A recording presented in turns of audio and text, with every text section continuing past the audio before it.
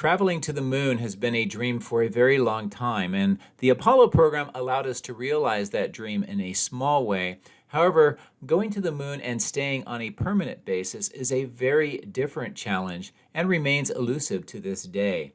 Now, many governments and companies are putting resources and planning efforts into trying to meet this challenge, but many obstacles remain in the way that need to be resolved. And one of those is landing safely on the lunar surface without damaging nearby infrastructure or the ship itself. Now, to do that, having landing pads similar to what we see here on the screen will become a critical infrastructure project that will need to be established. Now, I recently participated in the Lunar Surface Innovation Consortium Lunar Launch and Landing Facilities Workshop yesterday, the 23rd of July. They had a host of experts from the government and from universities and companies that talked about their efforts about making a landable surface on the moon and then eventually building a lunar economy. So what does that have to do with Starship's first launch, IFT-1, back on the 20th of April, 2023? 8, 7, 6, 5, 4, 3.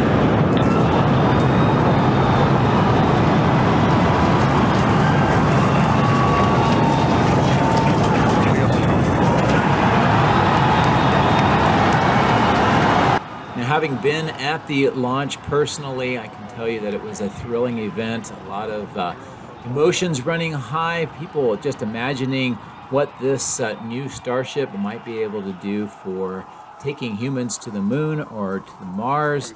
And although it was an amazing event, we all know that the Starship had some difficulty on this very first flight. And I don't mean the launch and losing some of the engines and then tumbling through the sky. I mean the aftermath of the launch itself. I think that the images that most people have in their minds from that flight was the aftermath of the destruction at the orbital launch mount and the infrastructure around this facility because of the launch and the effect of the exhaust on the ground and concrete.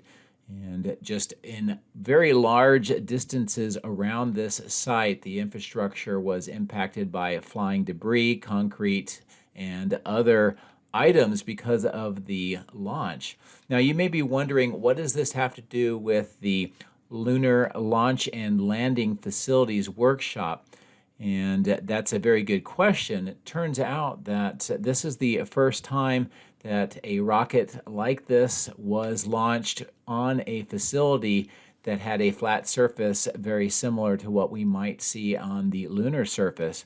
And because of that, many researchers around the country and around the world use this as a great opportunity to do some research that could be applied to lunar landings, especially as we anticipate large ships such as Starship landing on the lunar surface, certainly initially before any infrastructure is put into place. Perhaps the most prominent researcher that looked into the aftermath of Starship's first flight was Dr. Phil Metzger from the University of Central Florida. He also has extensive background working with NASA on a host of research topics such as this. And he was able to get samples and do analysis and put together a paper called A New Launch Pad Failure Mode, Analysis of Fine Particles from the Launch of the First Starship Orbital Test Flight. And this also spawned a number of researchers looking into this because, as I mentioned, this was a very rare opportunity to look at rocket plume exhaust of such scale on a pad like what we saw at Starbase. And there was a lot of opportunity to use this data by other researchers as well to further complete the analysis and apply this to lunar landing and launches. Now, during the Lunar Launch and Landing Facilities Workshop, Brandon Dotson, who is a PhD candidate at the University of Central Florida and works with Dr. Metzger, presented the results of the paper, and I think that you will find the information that he has to pass along interesting and quite informative. In addition to that, Ian Jin from the University of Colorado School of Mines, who is a licensed professional structural engineer, did some analysis about landing surfaces on the moon. And this research that he did works really well with the information and analysis that Dr. Metzger and Brandon Dotson presented as well. So I'll let you listen to both of these during the conversation at the workshop, and I hope that you enjoy the information that they have to present. Yeah, so good afternoon, everybody. My name is Brandon Dotson. I'm a PhD student here at UCF. We're going to be talking about some research we did last year from the first Starship launch and some lessons learned from that. I would like to start by acknowledging the help from my advisors, Dr. Dan Britt and Dr. Phil Metzger and Dr. Addie Dove, and of course the class note of Survey for helping to fund some of this. The lawyers would have me say up front before I get into this that I don't work for SpaceX, so none of this is funded through them. This is all just private citizens doing some research, and mostly just because it was cool. So without further ado, we'll get into it. So I think most folks on this call probably watch this live if you're a true space nerd like myself. But back on April 20th of last year, the first Starship launch out of Boca Chica. Of course, back then, SpaceX didn't have like a water deluge system or a flame diverter or anything like that. They just used high temperature concrete that they call fondag over the surface, and used that to do the first launch. And that's built over a very sandy area here. But it's worth noting, like, this size vehicle is not something that we see that often, right? Like, this is significantly larger than Falcon than Falcon Heavy or SLS or even Saturn V. So it's important to kind of learn what we can from these launches and lessons learned. So how do you go about launching a Starship? How do you actually build a launch pad for something like this? And again, I'm not a civil engineer, but I think the way you would do it is essentially you start by digging a hole. So as I mentioned, that whole area is really close to the ocean, so it's predominantly sand. And then you would put in some concrete pylons, fill it in with some gravel material, fill it in with reinforced concrete, and then finally put down your high temperature fondag on top, put in your launch mounts, and then cover the rest of the area with concrete and fill. We know that's what SpaceX did because of all the awesome aerial photography from back then when they were building it. So this is the area down in Boca Chica where they're launching from. So this big hole in the ground over here is actually where the launch pad was eventually built. And then, as I mentioned, filling in with concrete first. You can see this is just sand in the middle before laying in the reinforced rebar and gravel fill, and then filling that with concrete, putting on your launch pylons, and then just like that, you have a launch tower in a couple of months. So from that launch, I think everybody knows it wasn't completely successful. It got to an altitude of 38 kilometers, cleared the tower, which was good, but eventually exploded or rapid disassembly due to the flight termination system being activated. But the launch pad, I think, as most folks are probably aware, didn't fare so well either. Large chunks of concrete being thrown several hundred meters out onto the beach and out into the ocean, and then of course the huge crater that was left behind. And at the time, there was a lot of speculation on the internet of what that material was. There were reports from residents in the nearby town of having basically like a gritty, fine grain material falling down on their houses and cars and patio furniture and stuff. And at the time, even the Texas Fish and Wildlife Service reported that they thought it was pulverized concrete as far as 6.5 miles away. And so with the power of Twitter, I guess it was formerly known as, now X, my advisor Phil Metzger was able to get in contact with some of the residents there, and they actually sent us the samples from their houses and their patio furniture and the surface of their cars. And those are the samples I'm showing here in the top. You can kind of get a sense for kind of what it looks like, and not a lot of it, but a few different samples. They also sent in large chunks of the actual launch pad, which were strewn all over the place in that vicinity. So some of that high temperature fondag, the concrete, there was some limestone in the area, and then we were able to get some of the beach sand from that area as well. And so just to kind of give you a sense for where those 4 samples I showed came from, here's the launch site. You can see it was roughly anywhere from like, just over 5 miles to almost 7 miles away that this material fell down on people's houses after that launch. And so with that, we looked at them in the lab here, looking at things like particle sizes and shapes, looking at aspect ratios and under the microscope here to try to compare them across the samples.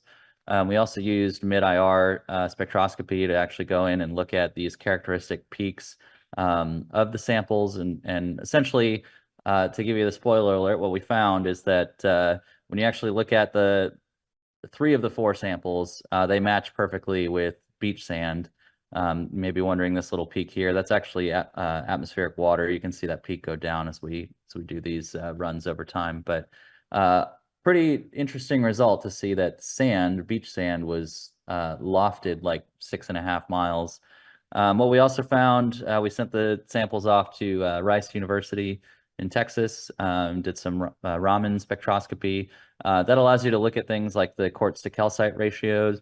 And what we found by looking at that, as well as some of the crushed samples, was that, yeah, 3 of the 4 samples are definitely beach sand. The sample A here was inconclusive. That one was actually on the hood of a car. So it had organic compounds, probably smash bugs in there. So we had to toss that one out. But at least these 3 samples gave us a good indication that the material that rained down on nearby Port Isabel was beach sand. And so that kind of begged the question of like, okay, well, where is the sand coming from? And the likely source is from underneath the launch pad. And you can kind of see how that was completely destroyed and cleared out. And so initially we thought maybe it was ballistically transported that far. I mean, 6.5 miles is pretty far. So what we did is we looked at the winds aloft on that morning of the launch, and looked at atmospheric drag of those same shapes and sizes that we measured in the lab. And what we found is that in order for particles as large as what we were seeing, they would have had to go into an altitude of like 2 to 3 kilometers to ballistic, like in altitude at max, parabolic ballistic flight to fall that far away, which we know from watching the aftermath of the launch that didn't happen. There was a cloud that formed. Basically, yes, Starship seeded its own cloud, and that cloud had kind of a wet, sandy material, and it took like 10 minutes for that to float over the bay to Port Isabel, and then basically started to rain, and within that rain, there was that same sand material here on the hood of the car, as I mentioned. So with that, we don't think it was ballistically transported. It was transported via the cloud, but how did it get in the cloud to begin with? And so for this, we looked at some of the launch footage. And if you actually go through kind of frame by frame, the engines lit at T-2 seconds. And for this first launch, they kind of took their time getting all the engines up online and running before they released the launch mount clamps. So it wasn't really until like T+5 seconds before Starship actually lifted off. And you'll note as I go through this next kind of clip here, at T+6, you see a lot of debris that goes flying off, and then this new kind of plume of cloud that shows up and grows very quickly. And we think that's where the pad actually failed. And so I kind of show that here. Initially, you have a very symmetric plume pattern here, and then all of a sudden, all the chunks go flying, and then you get this other kind of more vertical plume that comes out. You can see the chunks of concrete flying out there. And from a different angle, we see that actually grows to the height of the rocket pretty fast. And we're able to actually back out from that growth, as well as some of these in the ocean here. You can see the splashes. Those are chunks of concrete. And these splashes, just to give you a reference of scale, are like several building floors tall. So a lot of energy coming out of that. And it's timed pretty closely to when that pad fails. And then I think everybody's probably seen this clip of the poor, this is one of the folks who sent in samples. That was their van that was destroyed, unfortunately, by chunks of flying concrete. But from that, we can look at the video and back out that the particles are at a very high ejection angle, greater than 45 degrees, and they're at speeds that are roughly between 90 and 350 meters per second. And just to kind of give you a frame of reference, I think the average bullet is somewhere between like 150 to 300 meters per second or so. So we're talking about particles flying at the speed of a bullet here. And so with that, we tried to figure out, okay, well, what is causing that sort of failure mode? And really, we go back to the way the pad was constructed and where it's constructed. That kind of gives you some clues. So as I mentioned before, it's largely just based on sand, and you had this kind of cap between concrete pylons. Well, for that area, the water table is actually quite high, especially being right next to the ocean. And we know that from these construction videos, you can actually see the pooling of water that they had to pump out over time. And so with that, as the rocket goes off, it starts to vaporize, like instantly vaporize some of that groundwater directly underneath the pad. And that obviously creates a lot of pressure. And so my advisor, Phil Metzger, was able to stumble on this paper from 1992 for pyroclastic volcanoes, which seemed very similar to the same sort of predicament where you have a cap rock and some sort of pressure differential underneath that cap rock. In that paper, again, it was mostly for volcanoes, but folks back then were doing work to figure out the angles and velocities that you would get from ejecta when that cap rock finally fails. And so that same mechanism is sort of what we see here with the Starship launch. Except for this picture here actually isn't Starship. This one is Starship. They are, this top one's a pyroclastic volcano, but the fact that they look very, very similar kind of shows that, yes, this mechanism we think is actually at play. So later on in that paper, they introduced this kind of plot here where they talk about pressure underneath the cap rock and some percent weight of Hey, water. Brandon, just says we got like about a minute and a half. Okay, yep, I'm just wrapping up, thanks. So with that, we kind of did a quick back of the envelope looking at pressures that you get from Starship, and we see that actually matches pretty well with the velocities that we saw. Potentially might have been a reason that some of the engines were failed. That's kind of speculation. I'll just kind of blow through to say, okay, so what does this do for landing on the moon? Obviously, you only have the upper stage here, and it's a lot less thrust. But on the moon, we don't know how much water there is, but we see from this chart that it really doesn't take a whole lot to get very high energy, explosive, pyroclastic type behavior. And so since then, obviously, SpaceX is upgraded to their water-cooled system, and that seems to be working well. They just did their full static fire on this upcoming 5th flight, which should be the first week of August. So I look forward to that.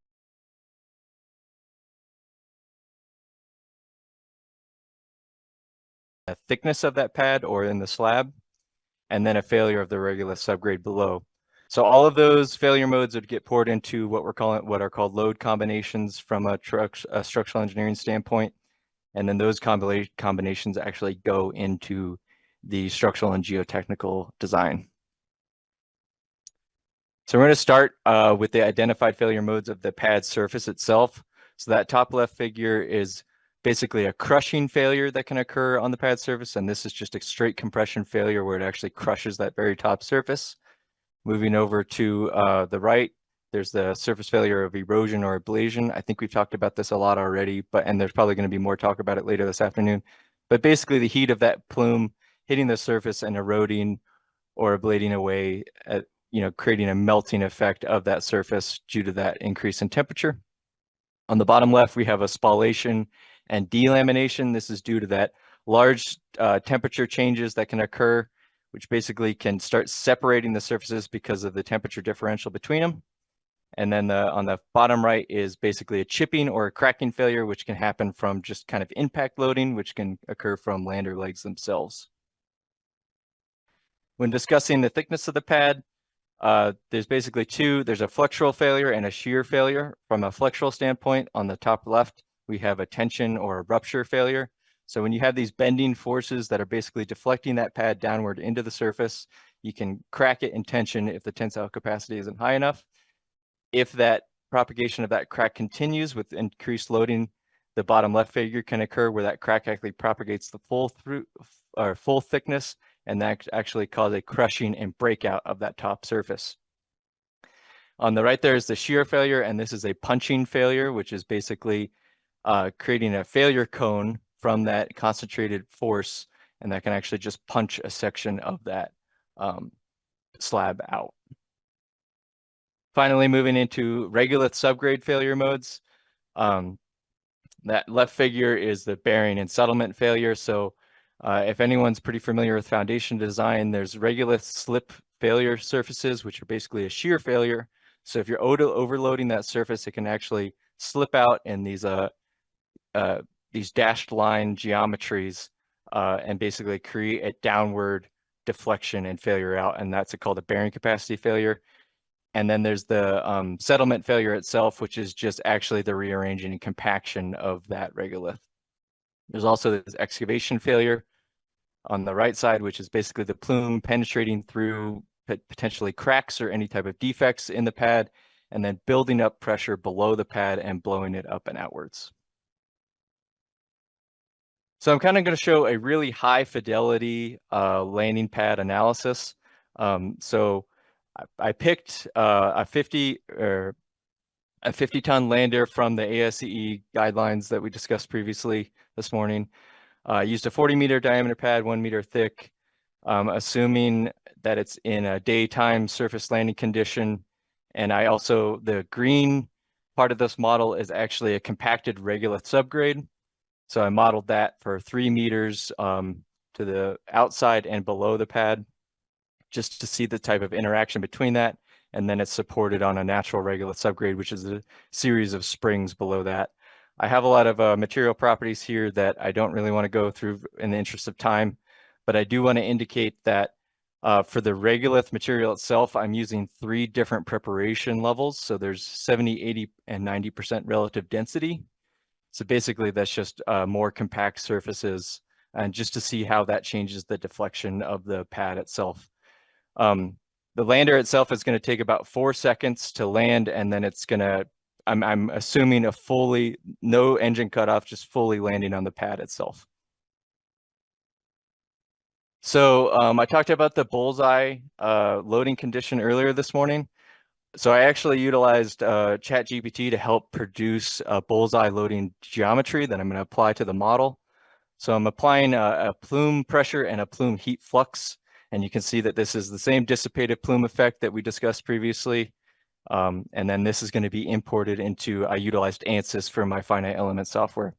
As I said, this is the 50-ton lander from the LIDAC table. This is how the geometry ended up in the model itself. You can kind of see the individual elements there and what pressures and heat fluxes that they're seeing. So let's just get straight on into the results of the analysis. So we're going to start with kind of looking at it from a thermal standpoint. So this is basically that applied heat flux. As the lander is coming down, that heat flux increases and becomes more concentrated into the center. This figure on the right that's showing the animation is the deflection behavior from this temperature. So you can see there's this upward and outward deflection that you would anticipate when something is heating up. There's basically a 70 degrees Celsius change in these 4 seconds of landing. So this is quite a significant thermal shock that is existing, that the pad's experiencing. The surface temperature is on that left figure, and then a section of that is on the bottom. You can see that the temperature change actually is about halfway through the thickness of the pad itself. And then, we're seeing very high, relatively high temperatures directly below in the centroid of the plume. From a mechanical standpoint, so this is the pressure itself, that deflection behavior is opposite, where it's actually pushing down and into the pad. The section of it is shown here. This is to be expected. Pressure applied to a flat surface is going to make it deflect inwards, going to create bending moments and shear stresses. So the overall surface stress is shown there on the top left. Let's just go to this next slide, because this is where I'm using the load combinations to actually show the overall results. So this section on the top is the equivalent stresses, basically the tension and compression stresses. So overall, there is about 1.9 megapascals of compressive stress on the top surface. So this is the overall stress from both the downward pressure deflection and the upward tension deflection. So it's overall pushing it downward, creating a compressive force on the top surface. And then on the bottom surface, there's kind of a composite effect happening between the pad and the regolith itself. So as it bends, that regolith is actually kind of resisting that bending and giving it a little bit of support. So it's not a direct compressive tension couple. So yeah, there's some composite action here. So that's about 381 kilopascals of tension shown on the bottom surface. The maximum surface temperature change was about 65.9 degrees Celsius. And then the maximum deformation is actually 0.41 millimeters downwards. So I do want to mention here, this is a really high fidelity design. I used a 1 meter thick pad thickness, but because of these tensile stresses are so much lower than the actual tensile capacity that I assumed, there is a potential for thickness optimization, creating this pad to be a much lower thickness.